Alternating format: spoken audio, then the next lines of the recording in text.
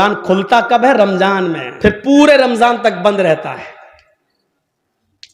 फिर जब रमजान का महीना आएगा तब वो कपड़े से खुलेगा, धूल उस वक्त धूल साफ होगी, अपने जहेज के बर्तन रोज धोएगी, अम्मा की और बाप की तरफ से मिले हुए बर्तन रोज धोएगी। लेकिन कुरान जिस जुज़दान में लिपटा हुआ है उसको महीनों हो जाते हैं, उसको साफ करने की नौबत नहीं।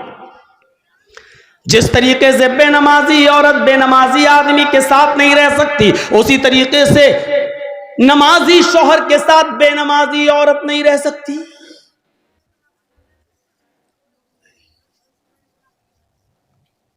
देख रहे हैं आप, इन नबियों पर भी नमाज फर्ज थी।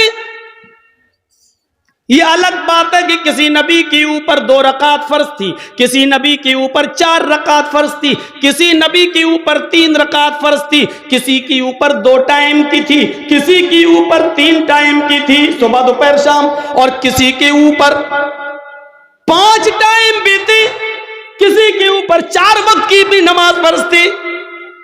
लेकिन अल्लाह के नबी जनाब मोहम्मद रसूलुल्लाह सल्लल्लाहु अलैहि वसल्लम जब नबी बनाकर भेजे गए तो आपने ये नमाज 5 वक्त की फर्ज की, क्योंकि अल्लाह ताला ने 50 से 5 वक्त की कर दी। और जब 5 वक्त की फर्ज कर दी गई तो नमाज का उसूल ये बनाया कि फजर में 2 रकात रख दी, जोहर में 4 रकात रख दी, असर में 4 रकात रख दी, मगरिब में 3 रख दी और ईशा में 4 रख दी। क्योंकि किसी नबी के ऊपर 2 थी, किसी के ऊपर 3 थी और किसी के ऊपर 4 थी। 2 से कम नहीं थी और 4 से ज्यादा किसी के ऊपर फर्ज नहीं थी। इसलिए अल्लाह के नबी ने 2 भी रखी, 3 भी रखी और 4 भी रखी, ताकि लोगों को इस बात का इल्म हो जाए कि मैं किसी नबी के खिलाफ नहीं हूं। मैंने फजर में 2 रकात नमाज फर्ज की है ताकि उन नबियों की भी इक्तिदा हो जाए जो 2 रकात जो पढ़ा करते थे। 3 रकात भी मैंने मगरिब में रख दी है, क्योंकि कुछ नबियों पर 3 वक्त 3 रकात फर्ज थी, तो मैंने उनको की 3 रकात भी रख दी ताकि उस नबी की सुन्नत भी जिंदा हो जाए। और जिन नबियों पर 4 रकात फर्ज थी हमने जोहर, असर और इशा में 4 रकात फर्ज कर दी ताकि उस नबी की सुन्नत पर भी अमल हो जाए। मैं नबियों का मुखालिफ नहीं हूं, मैं रसूलों का मुखालिफ नहीं हूं। हाँ, मैं आखिरी नबी हूं, अब तरीका मेरा चलेगा, अब रास्ता मेरा चलेगा। दुनिया में 3 ही किस्म की मखलूक है। एक मखलूक जो हमेशा खड़ी रहती है, जैसे पेड़, दरख्त, पहाड़, ये खड़े हैं। कुछ मखलूक झुकी हुई होती है, जैसे भैंस, बकरी, गाय, भेड़। आप देखिए, हम लोग जब ऐसे रुकू में चले जाएं तो बिल्कुल वही शक्ल हो जाती है। और कुछ मखलूक जमीन से चिपकी हुई होती है, जैसे छिपकली, चूहा। दीवार पे भी चढ़ेगा तो चिपका हुआ होगा, जमीन पे होगा तो ऐसे होगा। ये 3 ही किस्म की मखलूक है, चौथी कोई किस्म नहीं है। और अल्लाह कहता है युसब्बिहु लिल्लाहि मा फिस समावाति व मा फिल अर्द, जमीन और आसमान की सारी मखलूक अल्लाह की तस्बीह बयान कर रही है, अल्लाह की हम्द व सना बयान कर रही है। अल्लाह के नबी सल्लल्लाहु अलैहि वसल्लम ने नमाज में ये तीनों कंडीशन लागू कर दी है। अल्लाहु अकबर। अय अल्लाह, ये पहाड़ भी तेरी हम्द व सना बयान करते हैं, ये दरख्तों के पत्ते भी हम्द व सना बयान करते हैं। अगर तुझे खड़े होकर की जाने वाली इबादत ज्यादा पसंद है दरख्तों की, पहाड़ों की, तो देख मैं खड़ा हूं। अल्लाहु अकबर, मेरी इस अदा को कबूल कर ले। अगर तुझे 4 पैर वाले जानवरों की इबादत ज्यादा पसंद है तो देख मैं झुक गया हूं। अल्लाहु अकबर, मैंने रुकू कर लिया है, देख मैंने भी उनकी तरह शक्ल बना ली है। अगर तुझे छिपकली, चूहे और जमीन पर रेंगने वाले कीड़े मकोड़े, सांप, बिच्छुओं की इबादत और उनकी तस्बीह पसंद है तो देख मैं सजदा कर रहा हूं। अल्लाहु अकबर, जमीन पर चिपक गए, सजदा कर लिया। अय अल्लाह, अगर तुझे ये हयात पसंद है तो मैं भी इस हयात को कर रहा हूं। तीनों चीजें नमाज के अंदर लागू कर दी हैं। पता नहीं अल्लाह को कौन सी ज्यादा पसंद है। अल्लाह, तीनों अदाओं में से जो तुझे पसंद है वो कबूल कर ले। आइए एक और चीज बताता हूं आपको। अल्लाह के नबी सल्लल्लाहु अलैहि वसल्लम के पास चंद सहाबा आते हैं। हाँ सुनिए, जबरदस्त चीज। चंद सहाबा आते हैं और आकर कहते हैं, अय अल्लाह के नबी सल्लल्लाहु अलैहि वसल्लम, मैं जब मस्जिदों में नमाज पढ़ने जाता हूं तो ये काफिर कान लगा लगा कर सुनते हैं, दीवारों पर कान लगा कर सुनते हैं।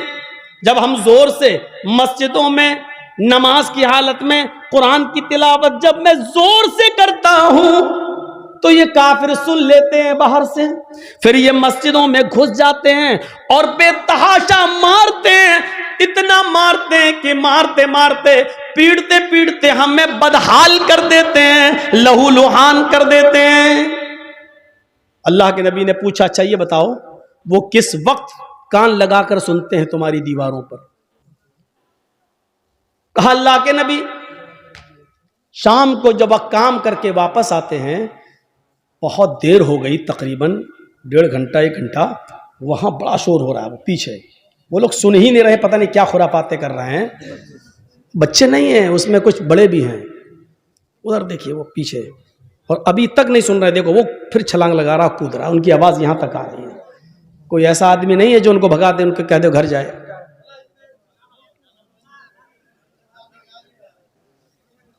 इतने शैतान बच्चे, इनके माँ बाप से पूछो, हमें हमारा दिल कहता ये रात में पैदा हुए होंगे।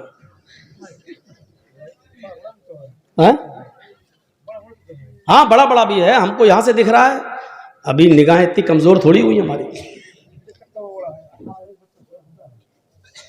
पूछा अल्लाह के नबी सल्लल्लाहु अलैहि वसल्लम ने, अच्छा ये बताओ कि वो किस वक्त कान लगा के सुनते हैं? कहा अल्लाह के रसूल, वो जब शाम को काम करके वापस आते हैं, जब तो वो कान लगाकर सुनते हैं, यानी असर के वक्त। तो अल्लाह के नबी सल्लल्लाहु अलैहि वसल्लम ने फरमाया, अच्छा तो कान लगाते हैं वो दीवारों पर? कहां? तो ठीक है, फिर असर में तुम कुरान की किरात जोर से करना बंद कर दो, यानी आहिस्ता पढ़ लो। और कब कान लगाते हैं? कहा अल्लाह के रसूल, कैलूला करते वक्त। हम लोग जब दोपहर में काम करके आते हैं, घर में खाना खा के थोड़ा सोते हैं, कैलूला यानी जोहर की नमाज के वक्त वो कान लगाकर सुनते हैं और हमको पकड़ के मारते हैं जब हम जोर से कुरान की तिलावत करते हैं तब। तो अल्लाह के नबी ने कहा जोहर में भी तुम कुरान को आहिस्ता पढ़ो। देखिए आपने ये नहीं कहा कि नमाज घर में पढ़ लो। मकामी आदमी हो, जो कहीं का रहने वाला हो, आप अपने गांव के रहने वाले हैं, तो आप अपने घर पे नमाज नहीं पढ़ेंगे।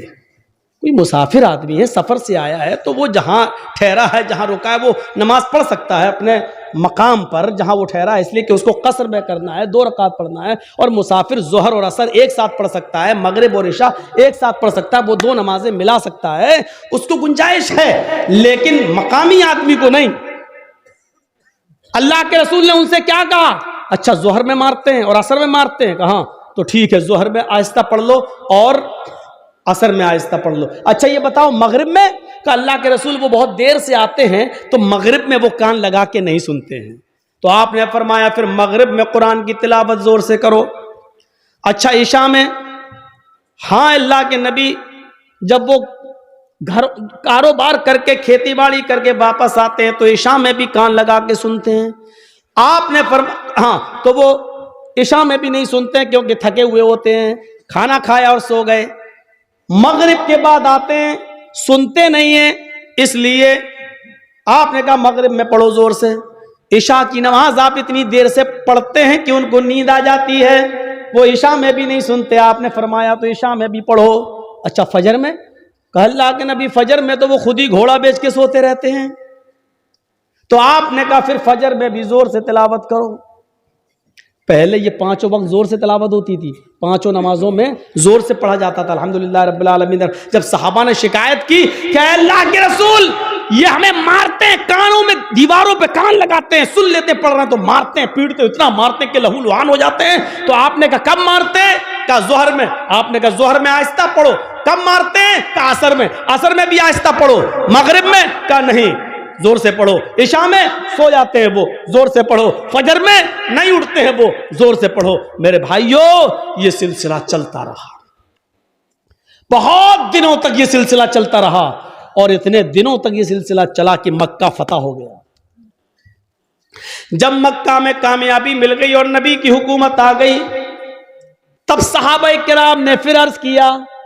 अब जो चीज बताना चाहता हूं वो सुनिए। अब सहाबा ने अर्ज किया, आए अल्लाह के नबी, जब हमारे हालात खराब थे, जब ये हमें मारते थे, पीटते थे, जिसकी वजह से आपने आहिस्ता पढ़ने का हुक्म दे दिया था जोहर में और असर में, अब तो ये मारते नहीं है, अब तो हुकूमत हमारे हाथ में आ गई, अब तो मक्का और मदीना की बागडोर हमारे हाथ में है, तो अल्लाह के नबी हमें पहले वाली इजाजत दे दीजिए, अब हम फिर से 5 वक्त की नमाजों में जोर से तिलावत करें।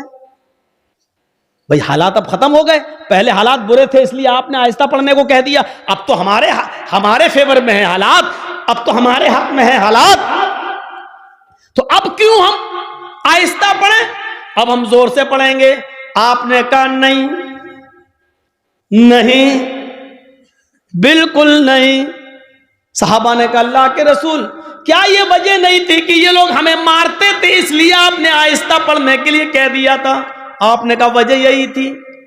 कहा जब वो रीजन खत्म हो गया, जब वो वजह खत्म हो गई, तो अब जोर से पढ़ने की इजाजत क्यों नहीं दी जा रही है? अल्लाह के नबी ने क्या फरमाया?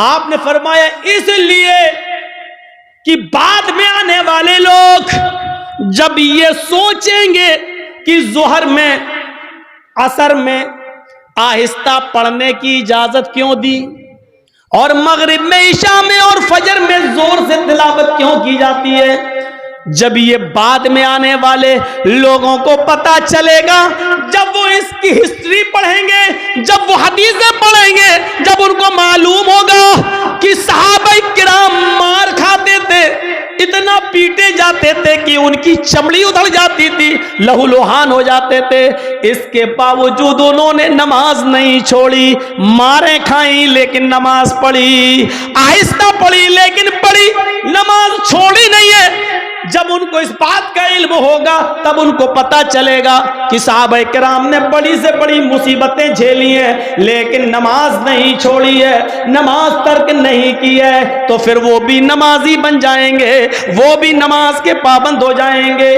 अब आपको अंदाजा है मेरे भाइयों, साहबा किराम मारे खाते थे, इतना पीटते थे कि उनकी चमड़ी उधड़ जाती थी, जिस्म से खून बहता था, लेकिन इसके बावजूद नमाज पढ़ रहे हैं। अल्लाह के रसूल ने कहा जोर से मत पढ़ो, आहिस्ता पढ़ो, लेकिन पढ़ो। नमाज ऐसी कंडीशन में भी माफ नहीं। हट्टे खट्टे तंदुरुस्त हैं और नमाज नहीं पढ़ते। और जुर्रत देखो, बहादुरी, हिम्मत तो देखो। अजान की आवाज आ रही है, कुछ लोग मस्जिद में नमाज के लिए जा भी रहे हैं, लेकिन कलेजा इतना बड़ा कि उन नमाजियों के सामने होटलों पे बैठ के चाय हम पी रहे हैं। हमारा दिल और हमारा कलेजा कितना मजबूत है। या अल्लाह, तेरा अजाब कैसे रुका हुआ है। इतनी बड़ी गलती अगर पुराने पिछले ज़माने की उम्मतों ने की होती तो अभी तक आग और पत्थर के अजाब से वो हलाक हो गए होते। अल्लाह रब्बुल आलमीन का अजाब हम पर आ क्यों नहीं रहा है? इसकी वजह क्या है? इतना बड़ा कलेजा। मस्जिद के सामने होटल के बाहर, मस्जिद के बाहर होटल पे बैठ जाए हम, और नमाज मस्जिद के अंदर हो रही हो, और हम मस्जिद के सामने से गुजर जाएं साइकिल लेकर और बाइक लेकर।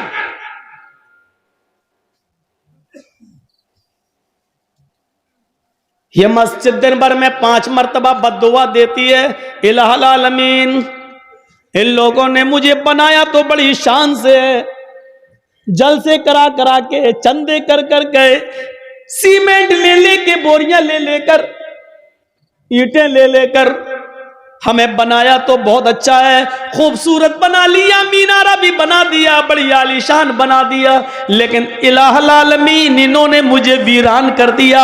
बनाने के बाद मुझे आबाद नहीं किया। आय अल्लाह, इन्होंने मेरा पेट नहीं भरा। अल्लाह, इन्होंने मुझे बनाने के बाद मेरे पास नहीं आए, मेरी गोद में नहीं आए। आय अल्लाह, जिस तरीके से इन्होंने मुझे बनाने के बाद वीरान कर दिया, आय अल्लाह तू इनकी जिंदगियों में वीरानी पैदा कर दे। अल्लाह जिस तरह इन्होंने मुझे बर्बाद किया तू इनको बर्बाद कर दे।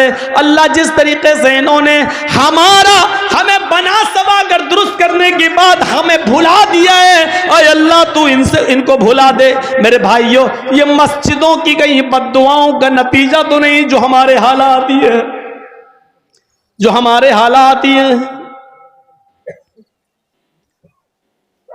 पहले जमाने में जब जंगें होती थी, नमाज का वक्त हो जाया करता था, बादशाह नमाज की हालत में बादशाह जंग की हालत में नमाज के लिए खड़ा हो जाता था।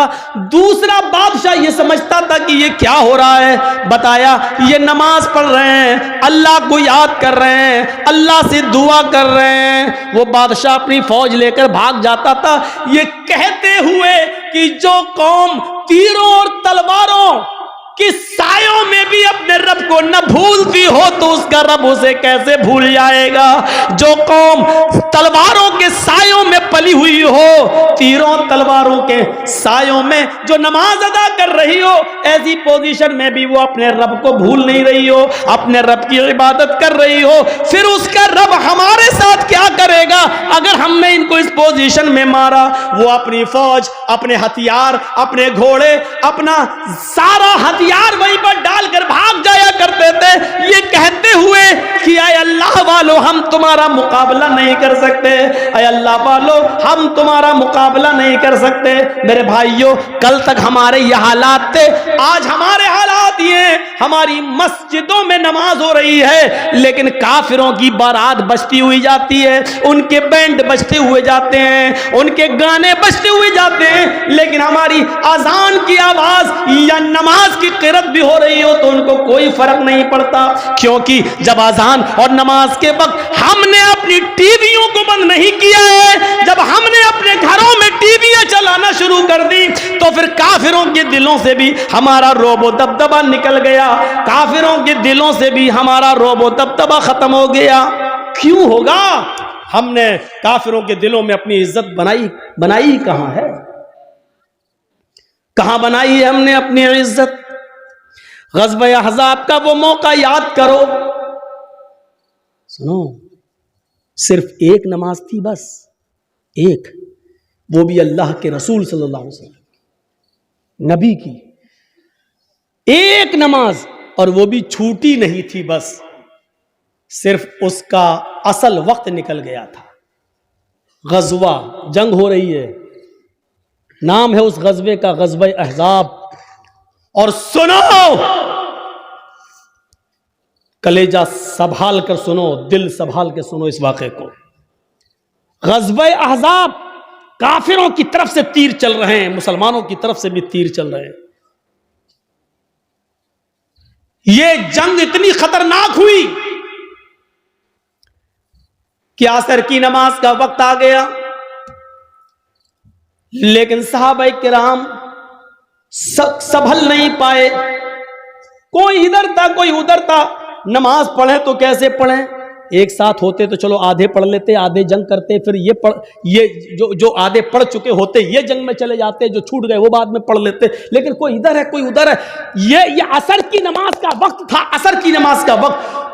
अल्लाह के रसूल नमाज पढ़ा नहीं सके और सहाबा एक साथ जमा नहीं हो सके। कोई इधर से तीर चला रहा, कोई उधर से तीर चला रहा है, लेकिन तीर चलाते चलाते चलाते चलाते मगरिब का सूरज जो डूबता है, मगरिब की नमाज के लिए सूरज के डूबने से, सूरज के गुरूब होने से थोड़ी देर पहले सहाबा किराम ने उस जंग पर कामयाबी हासिल कर ली, यानी काफिरों को हरा दिया।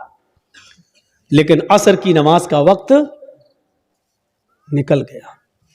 सुनिए, असर की नमाज का वक्त निकल गया था। जल्दी से वहीं साहबा ने तयम्मुम किया और वुजू बना, तयम्मुम पानी तो था नहीं, जल्दी से तयम्मुम किया और नमाज पढ़ना शुरू कर दी।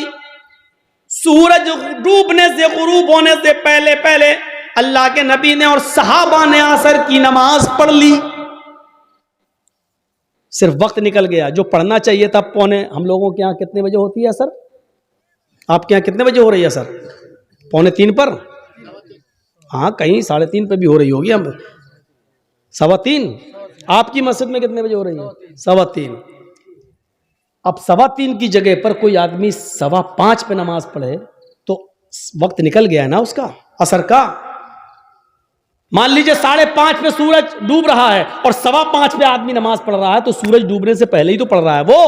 सूरज गुरूब होने वाला है, जल्दी से अल्लाह के रसूल ने और सहाबा ने तयम्मुम किया और नमाज पढ़ ली। और पढ़ने के बाद जो जुमले कहे वो सुनो, जो जुमले कहे उन काफिरों के लिए वो सुनो। मला अल्लाहु बुयूतहुम व कुबूरहुम नारा कमा हबसूना वशगलूना अनिस सलातिल वुस्ता।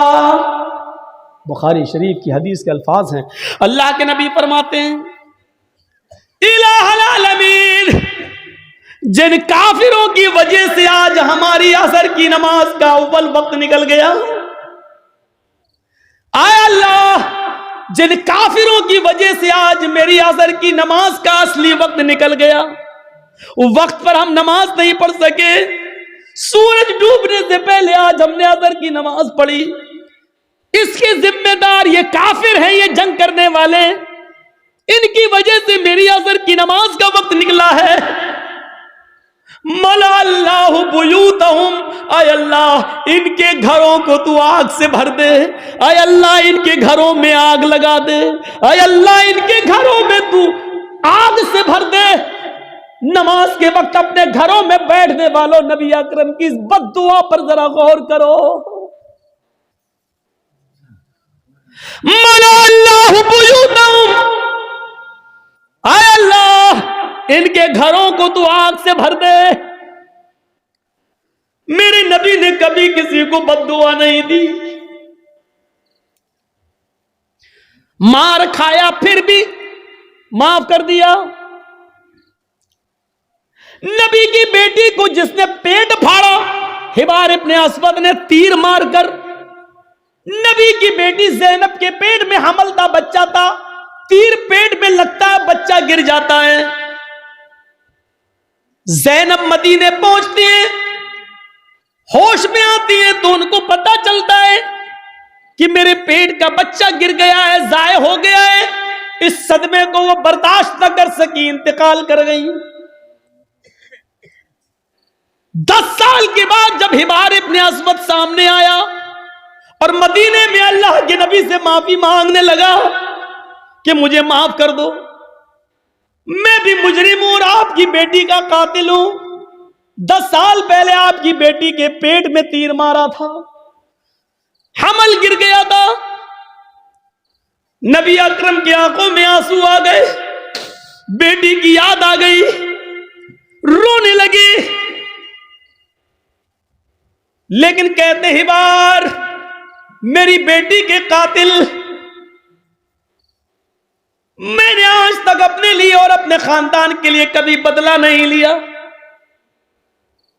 आज तूने माफी मांगी, जा, मैंने तुझे भी माफ कर दिया, जा जा जा हिबार, मेरी बेटी के कातिल, मैंने अपनी बेटी के कत्ल का खून माफ कर दिया।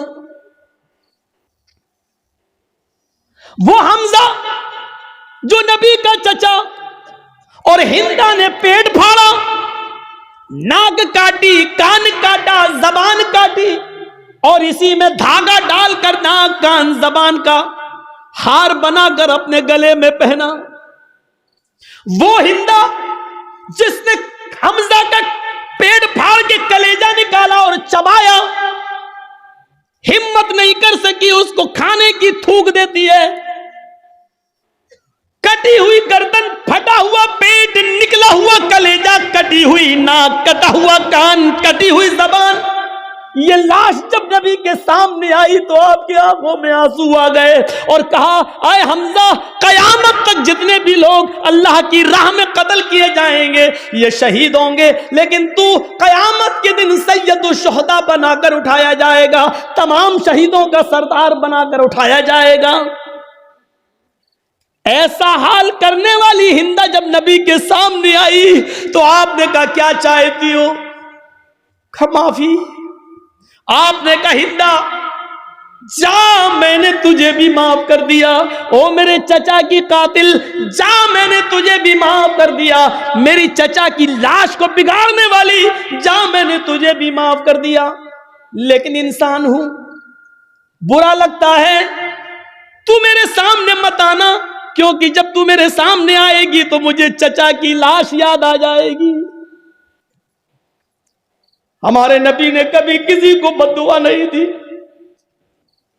ताइफ वालों ने इतना मारा कि सर फट गया, सर से खून निकला, पैरों पे गिरा, खून जम गया, जूते तक उतर नहीं पा रहे थे उस जमे हुए खून की वजह से। दो फरिश्ते आए, अरे अल्लाह के नबी, कहो तो इन ताइफ वालों को दो पहाड़ियों के बीच में पीस दूं। मैं जब गया था हज के उम्रे के लिए तो मेरे वहां बहुत प्रोग्राम कराए गए थे। जिद्दा में हुए, दम्माम में हुए और मक्के में हुए, मदीने में हुए। तो हमको ताइफ भी लोग लेकर गए और वो पहाड़ी हमको दिखाई थी लोगों ने वहां ताइफ के अंदर, जिस पहाड़ी पर चढ़कर काफिरों ने नबी अकरम को पत्थर मारे। वहाँ के लोग जो थे वो, उन लोगों ने बताया कि मौलाना साहब ये वो जगह है, यहाँ नबी खड़े थे, ऊपर से काफिर पत्थर मार रहे थे। उस जगह को देखा है हमने अपनी आंखों से।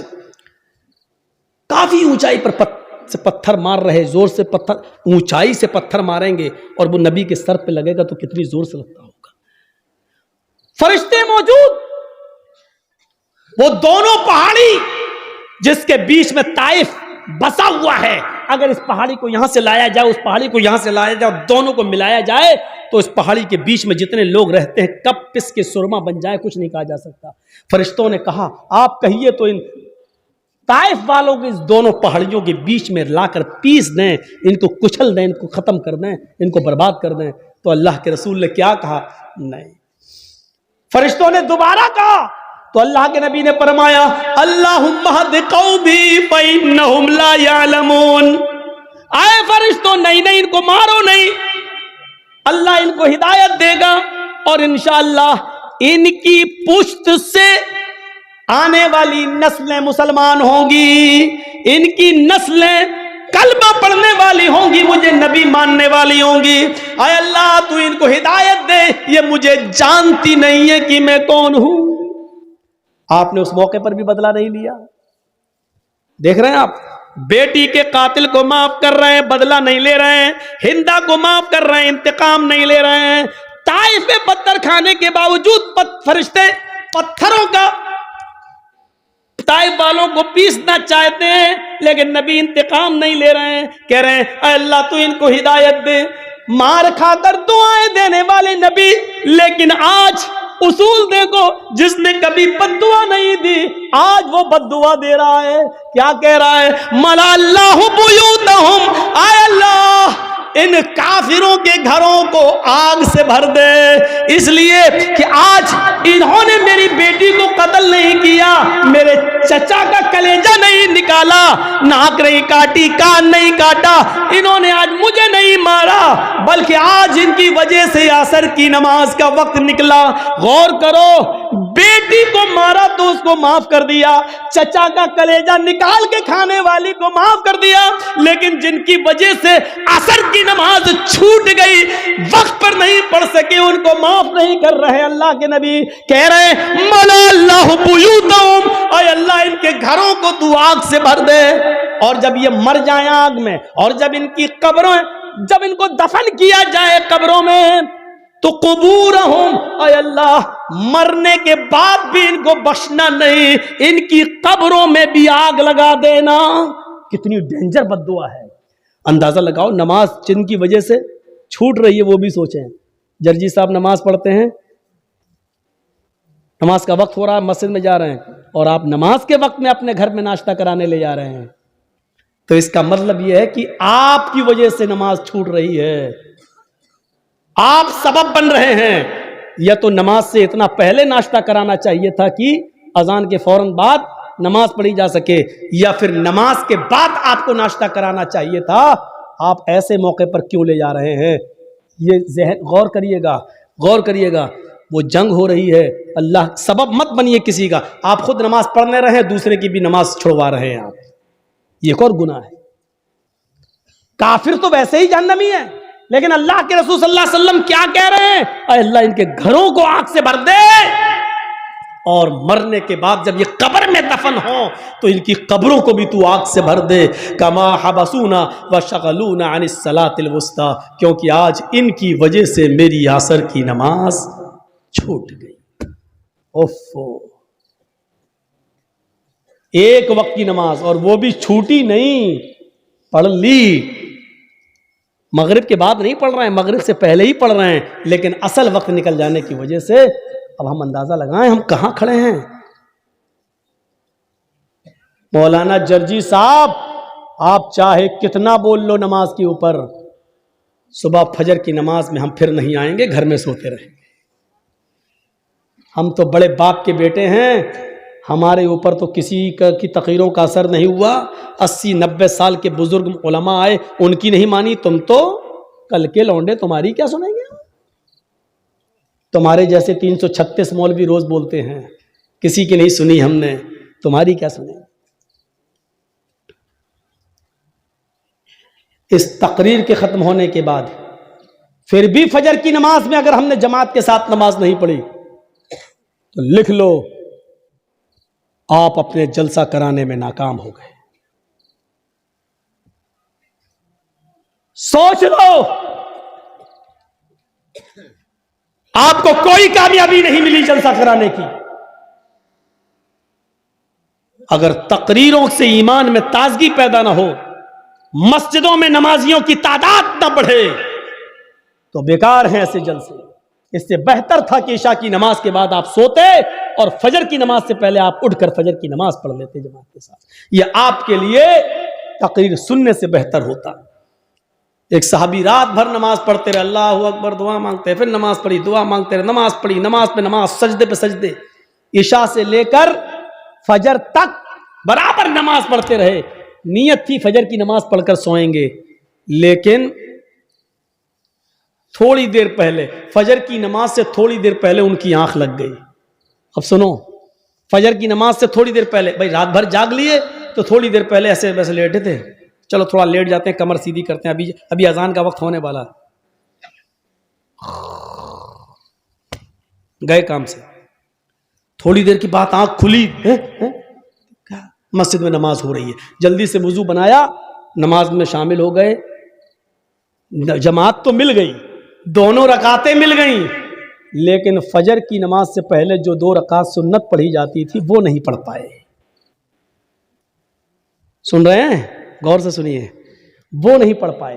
फजर की जमात नहीं छूटी थी, जमात मिल गई, भाई सो के उठे, जल्दी से वुजू बनाए, मस्जिद में चले गए, नमाज तो पढ़ ली, दोनों रकातें मिल गई, लेकिन सुन्नतें नहीं पढ़ पाए।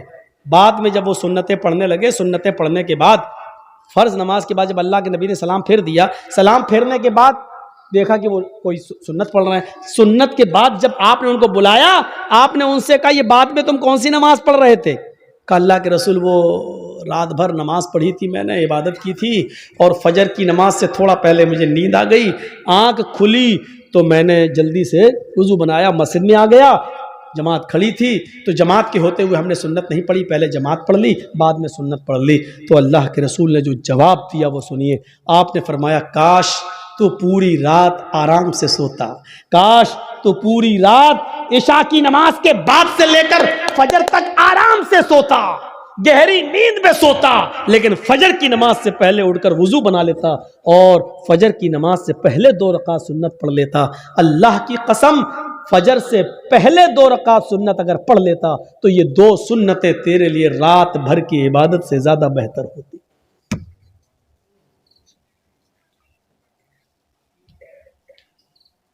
फजर की नमाज से पहले 2 रकात सुन्नत तुम्हारी रात भर की इबादत से ज्यादा बेहतर होती। क्यों जागे तुम रात भर? यानी ऐसी इबादत से क्या फायदा कि जलसा सुनो 12 बजे तक, 1 बजे तक, और सोते सोते 2 बज जाए, और फजर की नमाज में जब आप उठ ना सके और मस्जिद में ना जा सके, तो ऐसे जलसों से क्या फायदा? ये बंद होने चाहिए ड्रामे। हाँ, मैं इसको ड्रामा कहता हूं। जो जलसे लोगों को नमाजी ना बना सके वो ड्रामा है। जो तकरीरें लोगों के दिलों में ईमान ताजा ना कर सके वो नौटंकियां हैं। तो लैला मजनू की कहानियां हैं। तसव्वुर कीजिए हम कहां हैं। नमाज कितनी जरूरी चीज है हमारी सोसाइटी और हमारे समाज में और हमारे लिए। रमजान का चांद देखा जाता है और ईद का भी देखा जाता है। रमजान का चांद देखने के लिए एक आदमी की, बाशरा आदमी की गवाही की जरूरत है। अगर एक आदमी ये कह दे कि मैंने चांद देखा है तो दूसरे दिन से रोजा रखा जाएगा। ईद के चांद के लिए 2 आदमियों की गवाही जरूरी है। ईद के चांद के लिए उसूल है। अब रमजान के लिए एक आदमी की गवाही काफी है, लेकिन ईद के चांद के लिए 2 की गवाही चाहिए। क्यों चाहिए? अल्लाह के नबी से पूछो। हर चीज का जवाब हमारे पास नहीं है, बस नबी ने कह दिया हमें मानना पड़ेगा। ईद की चांद के लिए 2 आदमी की गवाही चाहिए है? लेकिन जब रमजान में एक आदमी की गवाही आप मानेंगे या ईद के चांद के लिए 2 आदमी की गवाही मानेंगे, तो उस वक्त भी देखा जाएगा ये एक आदमी जो रोजे की गवाही दे रहा है ये 5 वक्त का नमाजी है या नहीं है। अगर 5 वक्त का नमाजी है, बाशरा है, समाज में इसको झूठा नहीं कहा जाता है, इसकी बात मानी जाती है, दीनदार है, नमाजी है, तो उसकी बात मानी जाएगी। नमाज रोजे का पाबंद नहीं है, जुमे तक की नमाज नहीं पढ़ता है, ऐसा आदमी गवाही दे रहा है तो उसकी गवाही भी, चाहे वो कितना भी सच बोल रहा हो, उसकी गवाही भी उसकी जेब में घुसेड़ दी जाएगी। भाग, नहीं तस्लीम की। रोजे का चांद एक आदमी की गवाही है, और एक आदमी अगर नहीं देखता चांद, लेकिन एक औरत चांद देखती है तो एक औरत की गवाही नहीं मानी जाएगी। 2 औरतों की गवाही एक मर्द के बराबर है। लिहाजा औरतें 2 होना चाहिए, आदमी एक आदमी अगर कह दे बाशरा हो कि मैंने रोजे का चांद देखा है रमजान का, तो रोजा रखा जाएगा। लेकिन एक औरत, चाहे वो कितनी भी नेक हो, दीनदार हो, नमाजी हो, तहज्जुद गुजार हो, लेकिन एक औरत अगर चांद की गवाही देती है तो उसकी बात नहीं मानी जाएगी। 2 औरतें होना चाहिए। ऐसे ही ईद का चांद 2 मर्दों की गवाही चाहिए, लेकिन 2 मर्दों ने नहीं देखा है, एक मर्द ने देखा है और एक औरत ने, तो नहीं मानी जाएगी। एक मर्द ने देखा है तो 2 औरतें होनी चाहिए, या 4 औरतें होनी चाहिए, वो भी बाशरा। अब हम अपने जहन में इस बात को रखें कि जब यहां बेनमाजियों की गवाही नहीं मानी जा रही है, सोचिए तो और मामलात के अंदर बेनमाजी की हैसियत क्या होगी। आइए एक और चीज की तरफ हम तुम्हें लेके चलते हैं। या अय्युहल्लज़ीना आमनुस्तईनु बिस्सब्रि वस्सलाह, ये बड़ी प्यारी चीज हम आपको बताने के लिए चल रहे हैं मेरे भाइयों। या अय्युहल्लज़ीना आमनुस्तईनु बिस्सब्रि वस्सलाह, आई ईमानो वालो तुम सब्र और नमाज के जरिए अल्लाह से मदद मांगो। बड़ी प्यारी आयत है। छोटा सा बच्चा है, अभी वो अपनी मां का दूध पीता है, 8-9 महीने का, 10 महीने का, 1 साल का है, चलता है फिरता है, पूरी ताकत नहीं है, हल्के हल्के पैरों से चलता भी है, गिरता भी है। कभी कभी उसके सामने अनजान आदमी आ जाए तो डरता भी है, उसके सामने कोई कीड़ा मकोड़ा टहलने लगे तो वो डरता भी है। आपने देखा होगा, मां ने अपने बच्चे को छोड़ा, चलना सिखा रही है, थोड़ा चलता है गिरता है, थोड़ा चलता है गिरता है। मां थोड़ी दूर हट के देखती है, देखे कितनी दूर जाता है बच्चा। बच्चा थोड़ी दूर गया, वहां कोई जानवर देखा, कोई कीड़ा मकोड़ा देखा, वो उधर से पलटा और भागता है अपने मां के पास। मां जल्दी से अपने दोनों बाहें फैला देती है, और बच्चा जब डरता है तो वो अपनी मां की गोद में आ जाता है। जैसे ही बच्चा अपनी मां की गोद में आता है, वो अपने आप को बिल्कुल महफूज कर लेता है, समझ लेता है। अब वो समझता है कि मैं सबसे बड़े खतरे से टल चुका हूं। अब सबसे बड़ी मुसीबत, भाई बच्चे के लिए तो वही सबसे बड़ी मुसीबत है जिससे वो डर रहा है। बच्चा अपनी मां की गोद में आया, और जैसे ही वो अपने मां की गोद में आता है, वो समझता है कि अब मुझे कोई खतरा नहीं है, क्योंकि मैं एक सुरक्षित गोद में आ गया हूं, एक महफूज गोद में के अंदर आ गया हूं। अब मुझे दुनिया व माफिया का कोई खतरा नहीं है। बच्चा अपनी मां की गोद में आ जाता है तो वो दुनिया के बड़े से बड़े खतरे से अपने आप को महफूज समझ लेता है। कुरान यही फरमा रहा है, लोगों नमाज ये मां की गोद है। तुम्हारे लिए बड़े से बड़े खतरे जब तुम्हारे सामने आए, बड़ी से बड़ी मुसीबतें जब तुम्हारे सामने आए, बड़े से बड़े खौफनाक मरहले जब तुम्हारे सामने आए, तो तुम नमाज की आगोश में आ जाओ, नमाज की गोद में आ जाओ। जब तुम मस्जिद में आ जाओगे, नमाज की आगोश में आ जाओगे, तो तुम उस खतरे से महफूज हो गए। नमाज अपने नमाजी को अपनी गोद में ऐसे ले लेती है जैसे मां अपनी गोद में अपने बच्चे को ले लेती है। जैसे बच्चा मां की गोद में आकर अपने आप को महफूज समझ लेता है, ऐसे ही नमाजी नमाज के अंदर अपने आप को महफूज समझ लेता है। एक सहाबी हैं, जंग हो रही है, नमाज का वक्त हो जाता है।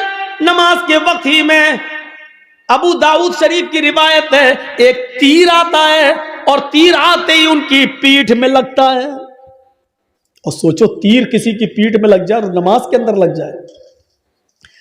लगी, हाथ बंधे हुए हैं, तीर पीछे लगता है, खून बहने लगता है और टपकने लगता है।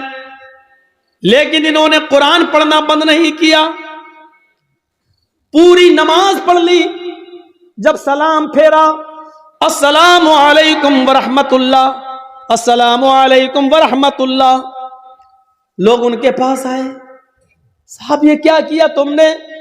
इतना खतरनाक तीर आधे से ज्यादा तुम्हारी पीठ में घुस गया, खून से पूरी चटाई भीग गई, तुम्हारा कपड़े लहूलुहान हो गए और तुम नमाज में मसरूफ हो।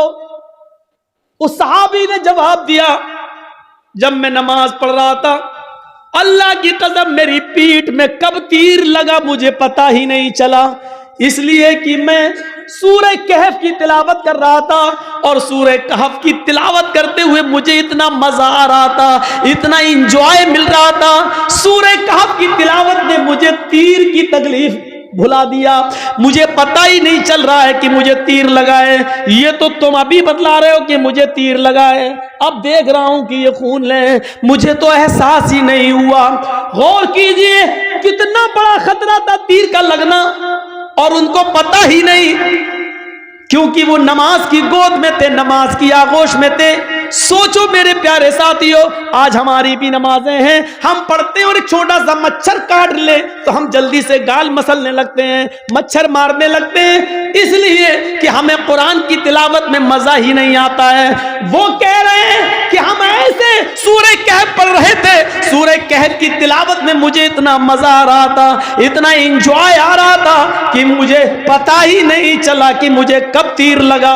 या अय्युहल्लज़ीना आमनुस्तईनु बिस्सब्रि वस्सलाह, आई ईमानो वालो तुम सब्र और नमाज के जरिए अल्लाह से मदद मांगो, सब्र और नमाज के जरिए अल्लाह से मदद मांगो। सब्र और नमाज के जरिए सब्र करो और नमाज आगोश में आ जाओ नमाज के। और जब तुम मांगो तो अल्लाह, जब नमाज पढ़ोगे तो अल्लाह तुम्हारी सब सुनेगा। हाँ, ऐसा भी हो सकता है कि नमाज के बाद तुम कुछ मांग रहे हो और अल्लाह नहीं दे रहा है, ये हो सकता है, तो इसमें घबराना नहीं चाहिए।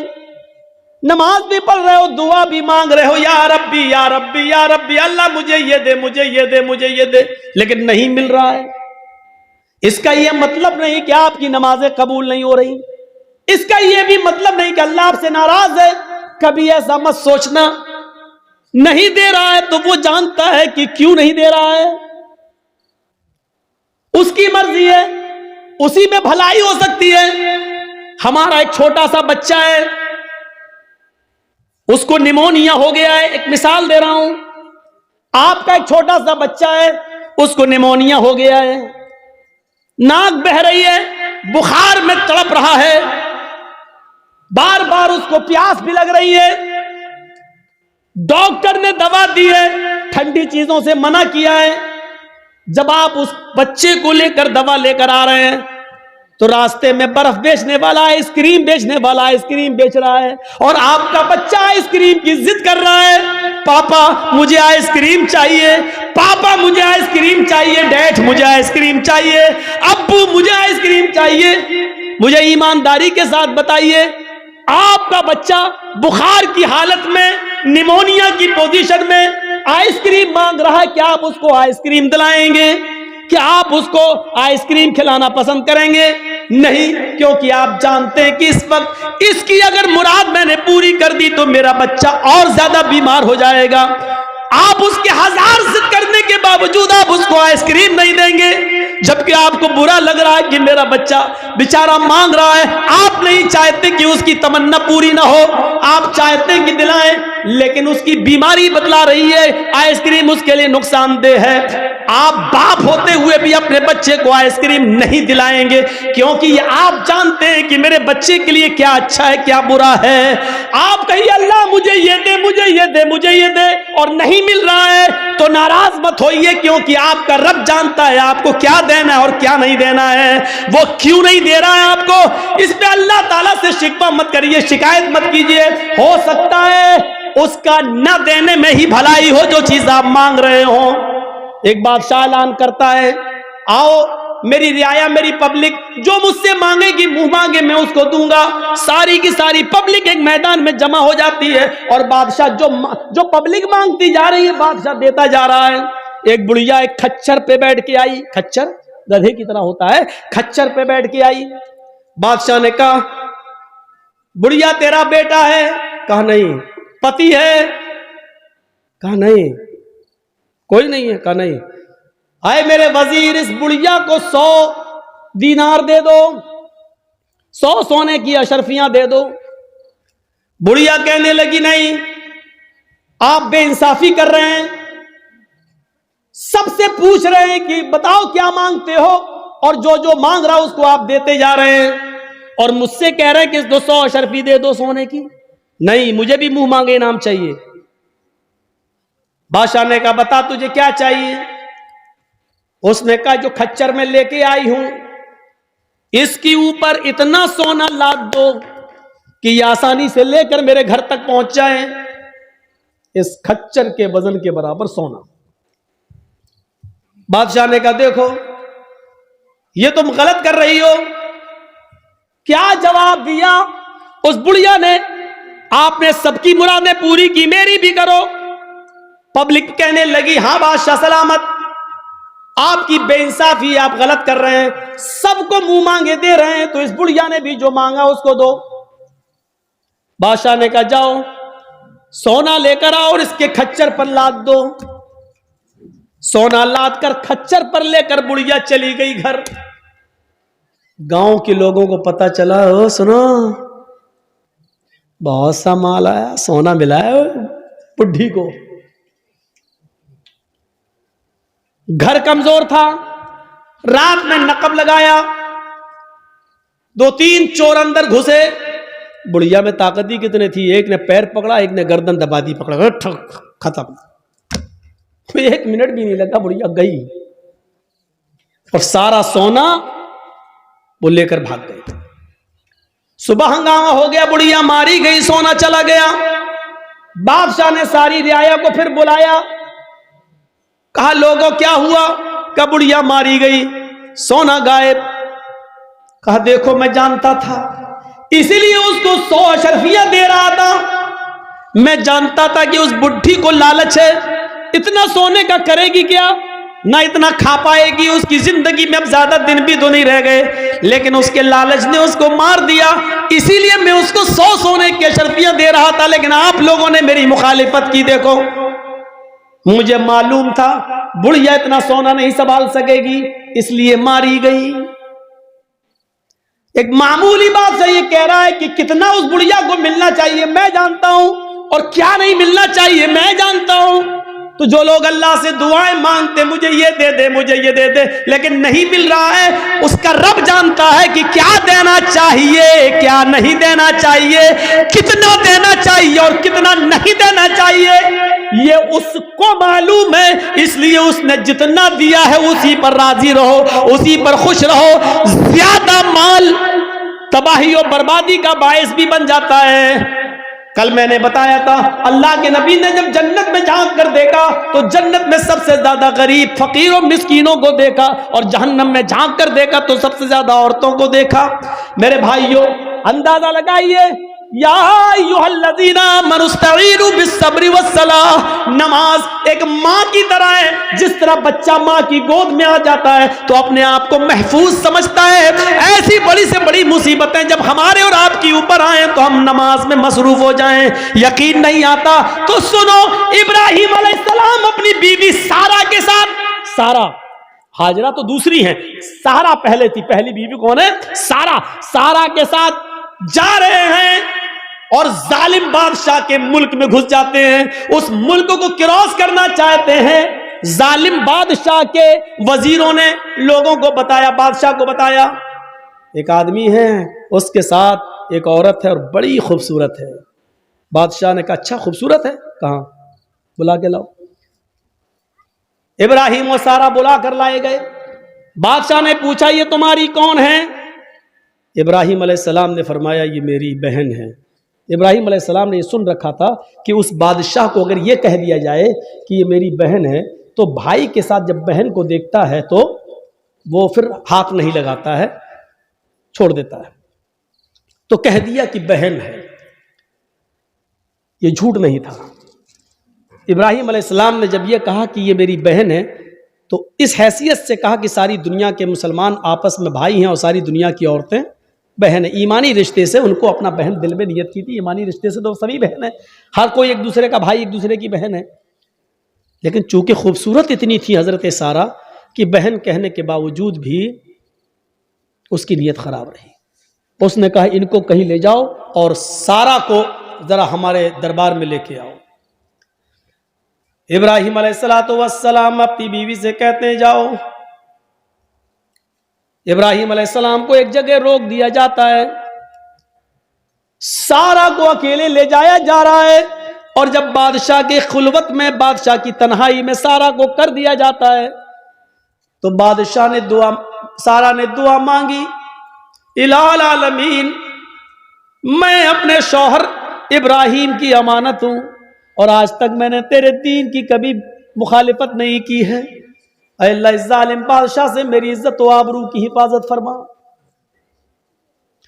ये कहकर बादशाह ने जब उस सारा के ऊपर अपना हाथ बढ़ाया तो सारा की दुआ रंग लाई और सीने के पास आते आते हाथ रुक गया।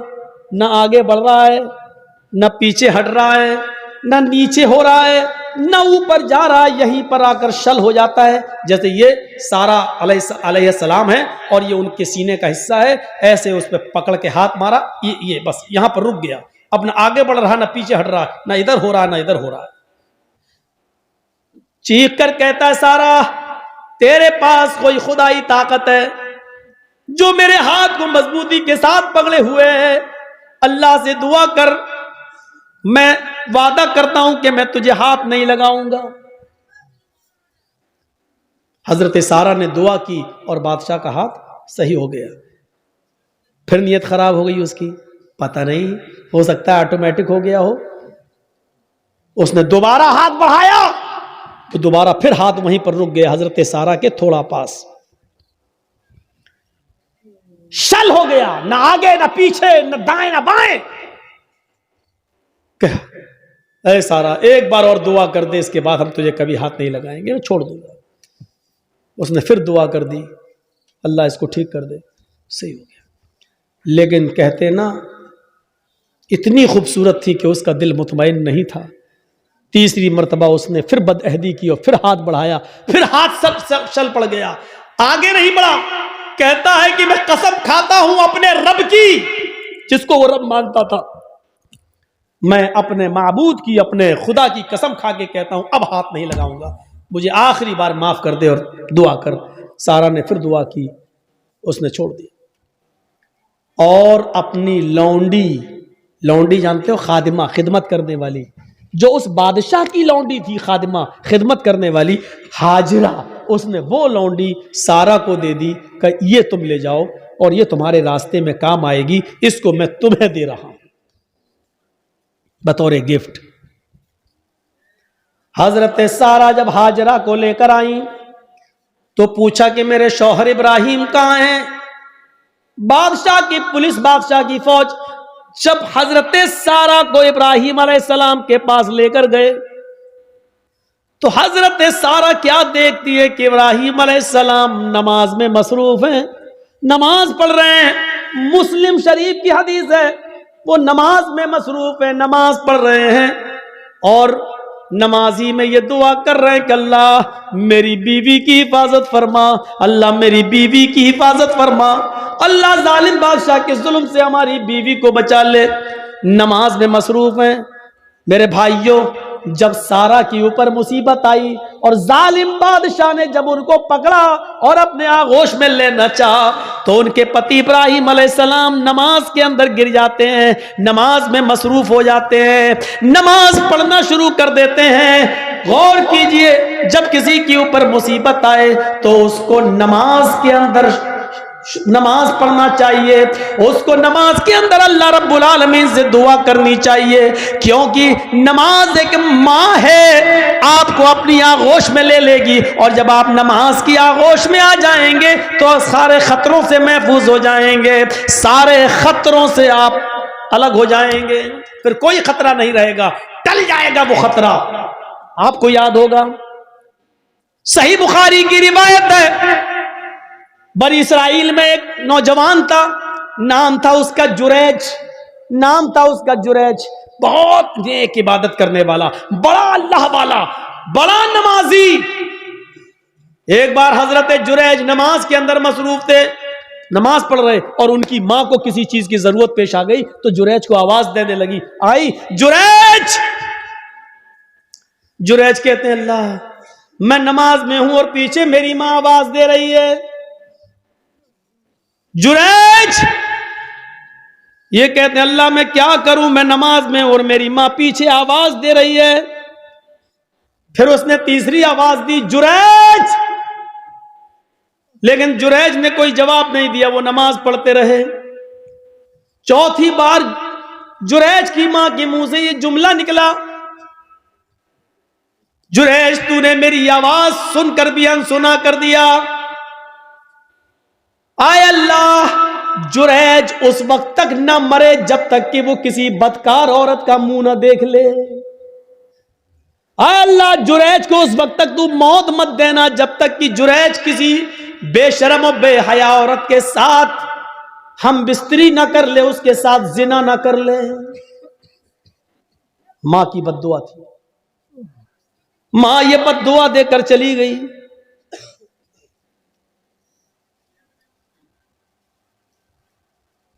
फिर क्या होता है, 2, 4, 5 दिन के बाद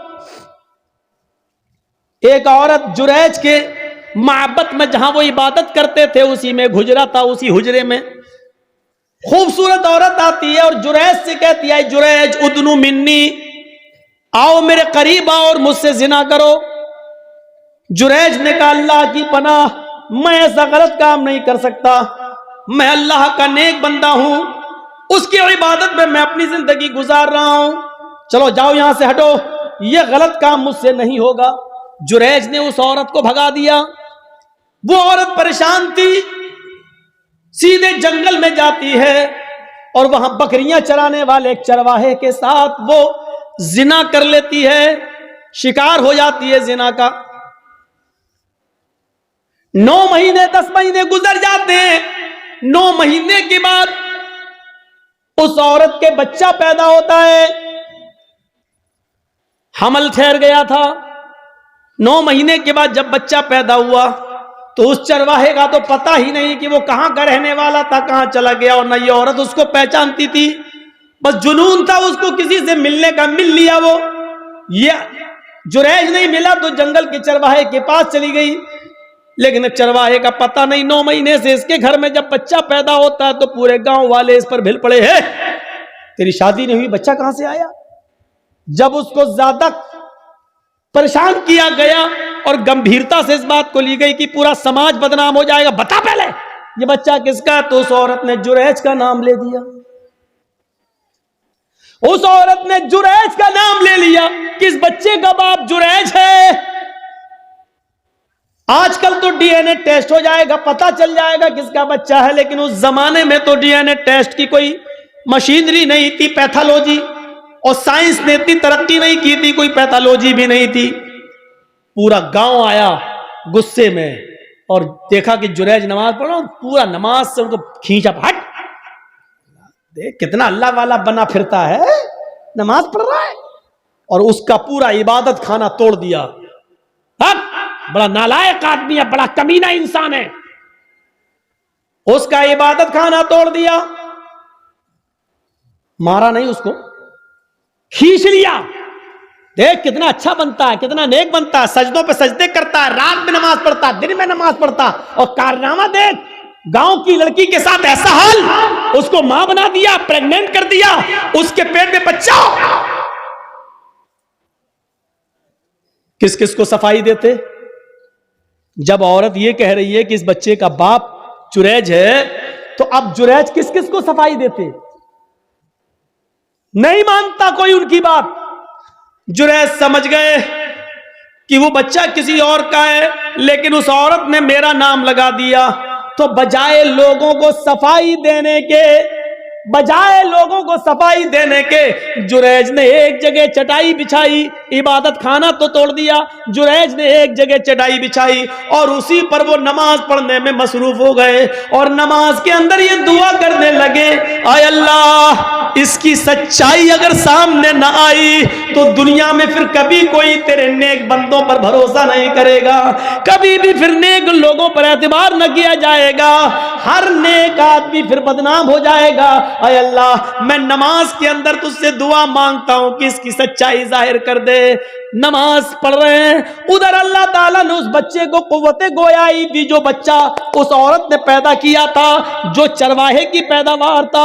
वो बच्चा जोर जोर से कहने लगा, आए गांव वालों, आए गांव वालों, आए समाज वालों, मेरी मां झूठ बोल रही है, मैं जुरैज का बेटा नहीं हूं, मेरा बाप फला जंगल का फला चरवाहा है, जो फला फला बस्ती में रहता है, मेरी मां ने उसके साथ जिना किया था, मैं उस बाप की, उस चरवाहे की औलाद हूं, मैं जुरैज का बेटा नहीं हूं, जुरैज ने मेरी मां के साथ कुछ नहीं किया। जब वो बच्चा जोर जोर से बोलने लगा, इस बच्चे के जोर से बोलने की वजह से लोगों को यकीन आ गया कि इस औरत ने झूठा जुरैज का नाम लिया है।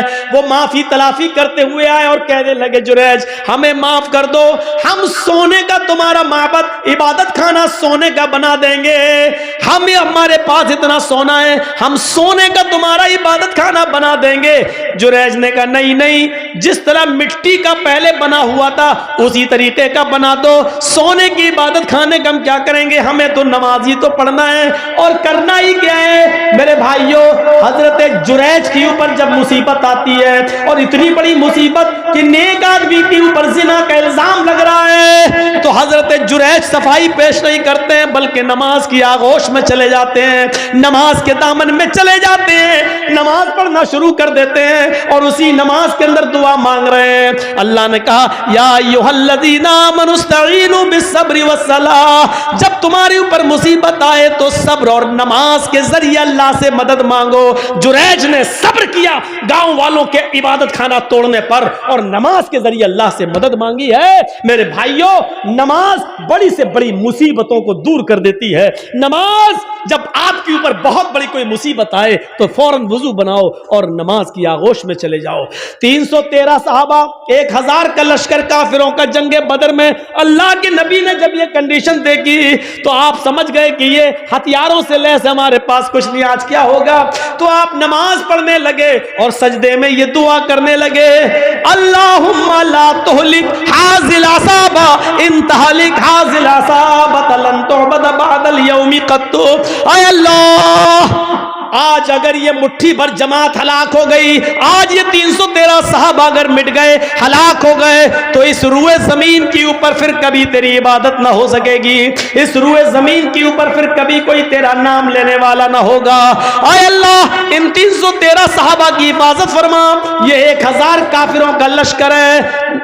देखिए, नबी पर मुसीबत आई, 1000 का लश्कर है जो सहाबा को मारना चाहता है। जब ये मुसीबत आई तो नबी ने नमाज पढ़ना शुरू कर दी, और नमाज ही की हालत में आप ये दुआ कर रहे हैं, आय अल्लाह, अगर आज ये 313 मिट गए, बर्बाद हो गए, लन तुअबद बादल यौम, तो आज के बाद कभी तेरी इबादत ना हो सकेगी, कभी तेरा नाम नहीं लिया जाएगा। और आप देख लीजिए मेरे भाइयों, जितने लोगों को अल्लाह के नबी के जमाने में सहाबा किराम को फांसी पर लटकाया गया, या उनसे कहा गया कि तुम्हारी गर्दन काटी जाएगी, उड़ाई, बताओ आखिरी तमन्ना क्या है?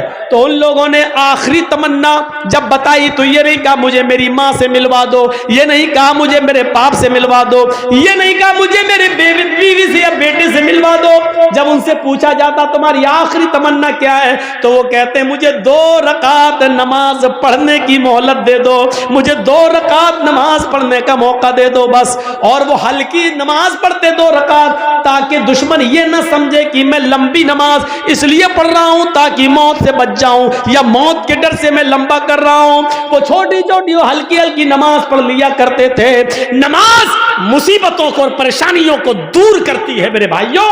जब आपके पास कोई मुसीबत, कोई परेशानी आए, फौरन नमाज की आगोश में चले जाओ, और नमाज के बाद या नमाज में दुआ मांगो अल्लाह ताला से कि बारे इलाह तू हमारी खताओं को माफ फरमा दे, बारे इलाह इस मुसीबत को तू हमारे ऊपर से हटा दे और दूर कर दे।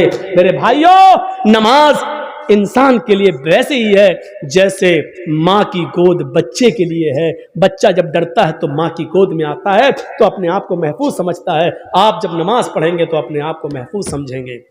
मौलाना साहब जिस आदमी के यहाँ काम करते हैं वो हमें छुट्टी नहीं देता है मस्जिद में नमाज पढ़ने के लिए। हम घर पे आने के बाद फिर हम सुबह से लेकर शाम तक की नमाजें इकट्ठी पढ़ लेते हैं। सुन लो,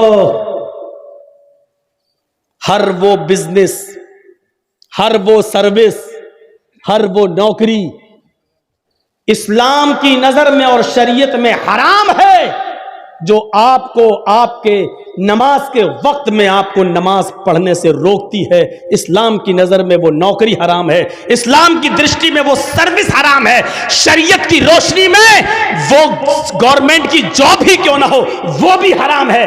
अगर कोई सरकारी सर्विस या प्राइवेट जॉब अगर आपको आपके अव्वल वक्त में या आपको नमाज के औकात में आपको नमाज पढ़ने की इजाजत नहीं दी जा रही है तो आपके लिए वो सर्विस हराम है, वो नौकरी हराम है, वो कारोबार हराम है जो आपको नमाज के वक्त में नमाज पढ़ने से रोक रहा है।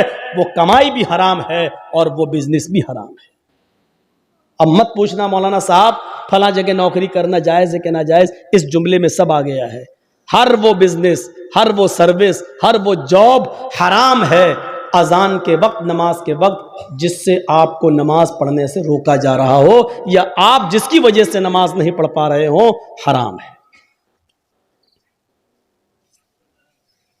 दुकान पर ज्यादा कस्टमर आए, भीड़ लगी है, लेकिन अजान की आवाज आ रही है तो आपको कस्टमर को छोड़ना पड़ेगा और नमाज के लिए जाना पड़ेगा,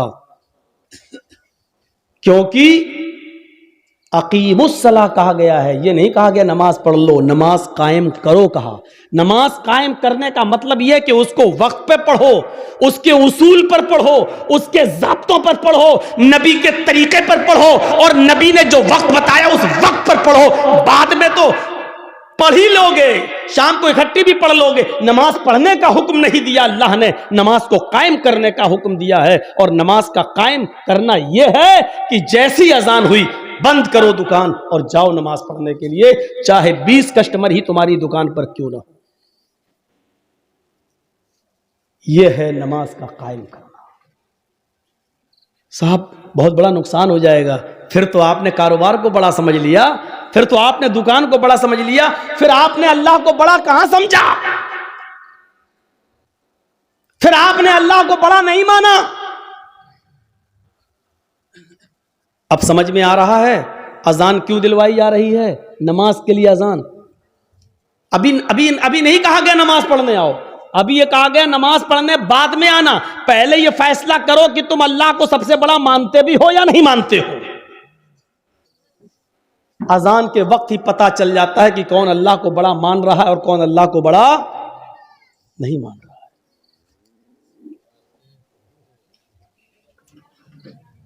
अजान के वक्त ही पता चल जाता है। इस जुमले को बार बार 2 बार कहा जा रहा है और फिर 2 बार और कहकर 4 बार कहा जा रहा है। पूरी अजान उठा लो, 4 बार कोई जुमला नहीं कहा गया, सबसे पहले यही जुमला 4 बार कहा जा रहा है। अल्लाहु अकबर, अल्लाहु अकबर 2 बार हो गया। अल्लाह सबसे बड़ा है, हां अल्लाह सबसे बड़ा है। आए कारोबार में मसरूफ रहने वालों, आए खेतों में मसरूफ रहने वालों, आए ऑफिस में बिजी रहने वालों, हाय सरकारी और प्राइवेट जॉब में मशगूल रहने वालों, हाय दुकानों में मसरूफ रहने वालों,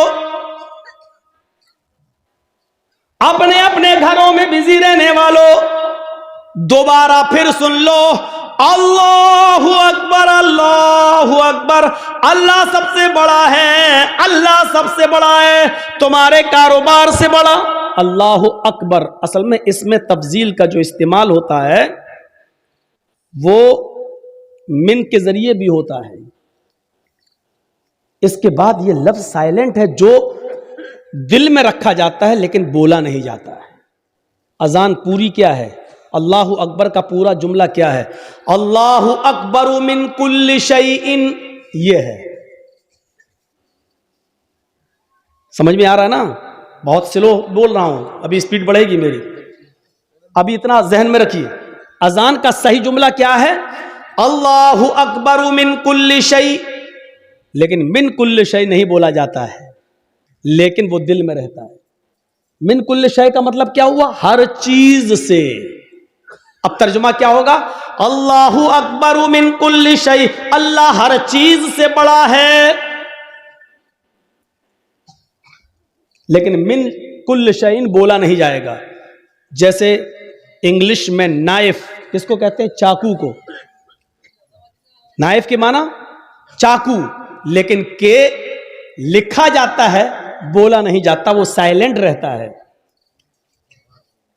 नी मानी घुटना, इंग्लिश में नी मानी घुटना, लेकिन के लिखा होता है लेकिन बोला नहीं जाता, पढ़ा नहीं जाता। ऐसी अरबी जबान में आजान का पहला जुमला है अल्लाहु अकबर मिन कुल्ल शै। मिन कुल्ल शै न लिखा जाएगा न बोला जाएगा, लेकिन दिल में माना जाएगा कि अल्लाह सबसे बड़ा है।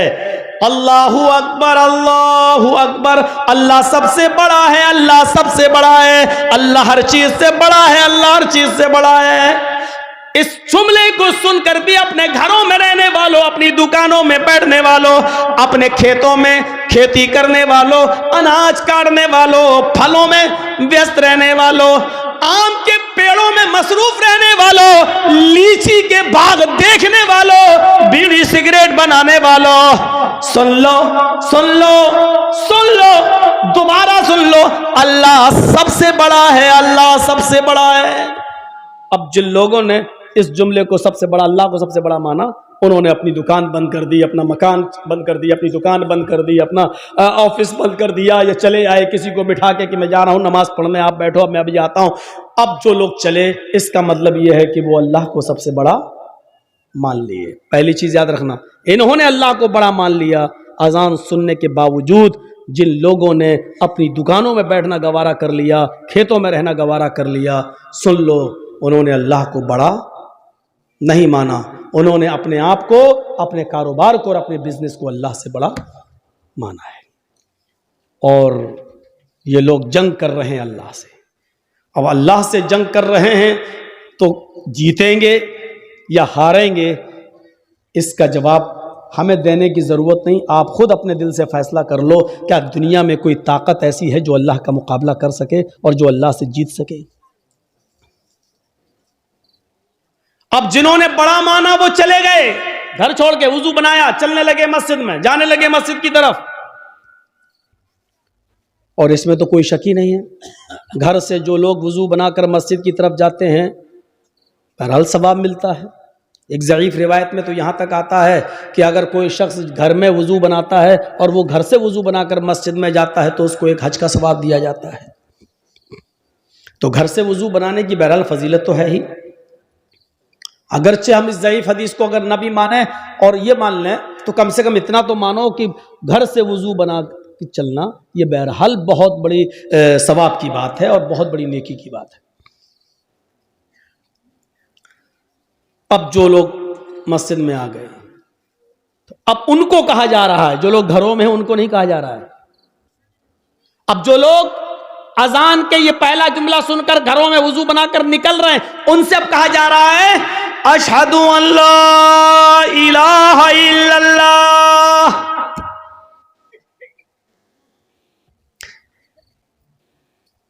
मस्जिद में आने से पहले इस बात की गवाही दो, मैं गवाही देता हूं इस बात की कि अल्लाह के अलावा कोई माबूद नहीं। अशहदु अल्ला इलाहा इल्लल्लाह, मैं गवाही देता हूं इस बात की कि अल्लाह के अलावा कोई माबूद नहीं। यानी आप घर से मस्जिद की तरफ जा रहे हो नमाज पढ़ने तो याद रखो ये नमाज तुम्हारी अल्लाह के लिए है या किसी और के लिए। अल्लाह माबूद है, उसी के लिए नमाज होनी चाहिए। अल्लाह को माबूद मानो, अल्लाह के लिए नमाज पढ़ने जा रहे हो, यानी इबादत किसके लिए? अल्लाह के लिए होनी चाहिए। अब बाप के डर से नमाज पढ़ने बहुत से लोग आते हैं, अब्बा मेरे डांटेंगे नमाज पढ़ लो। मदरसे के बच्चे अरे नमाज पढ़ लो अजान हो गई नहीं तो टीचर मारेगा, वो टीचर के डर से पढ़ रहे हैं। और बहुत से लोग जुमे में सिर्फ इसलिए नमाज पढ़ने आ रहे हैं कि पूरे हफ्ते तो आए नहीं, जुमा भी नहीं पढ़ेंगे तो मोहल्ले वाले समाज के लोग कहेंगे देखो जुमे तक की नमाज नहीं पढ़ रहा है। तो जो लोग इसलिए नमाज पढ़ने आ रहे हैं वो समझ लें कि उनकी इबादत अल्लाह के लिए है ही नहीं। अगर नमाज पढ़ने आना है, मस्जिद में आना है, इबादत के लिए आना है, नमाज के लिए, तो अशहदु अल्ला इलाहा इल्लल्लाह इस बात की गवाही दो, मैं गवाही देता हूं अल्लाह के अलावा कोई माबूद नहीं है। अगर अल्लाह के लिए इबादत करने जा रहे हो तब तो ठीक है, और अगर ये इबादत अल्लाह के लिए करने नहीं जा रहे हो तो अपने घरों में रहो। अगर मोहल्ले वालों के डर से जा रहे हो तो मत जाओ, अगर उस्ताद के डर से नमाज पढ़ रहे हो तो मत पढ़ो, अगर बाप के डर से नमाज पढ़ रहे हो तो मत पढ़ो, अगर मोहल्ले और समाज के डर से नमाज पढ़ रहे हो तो मत पढ़ो। और अगर जा रहे हो तो अल्लाह को सबसे बड़ा मानकर जाओ और इबादत भी अल्लाह के लिए करने जाओ, किसी गैर का उसमें नाम नहीं होना चाहिए, किसी गैर का उनसुर नहीं होना चाहिए। अब अगर तुम अल्लाह के लिए इबादत भी करने जा रहे हो और तुमने दिल में ठान लिया कि इबादत हम अल्लाह ही की करेंगे किसी और की नहीं, तो अब उन लोगों से कहा जा रहा है अशहदु अन्ना मुहम्मदर रसूलुल्लाह, कहो मैं गवाही देता हूं इस बात की कि मोहम्मद सल्लल्लाहु अलैहि वसल्लम अल्लाह के रसूल हैं। यानी नमाज नबी के तरीके पर पढ़ना पड़ेगी, अपने मनमानी तरीके पर नमाज नहीं पढ़नी पड़ी नहीं। अगर मनमाने तरीके पर नमाज पढ़ना है तो मत आओ, अब अल्लाह की इबादत करने जा रहे हो तो रसूल के तरीके पर नमाज पढ़ना पड़ेगी।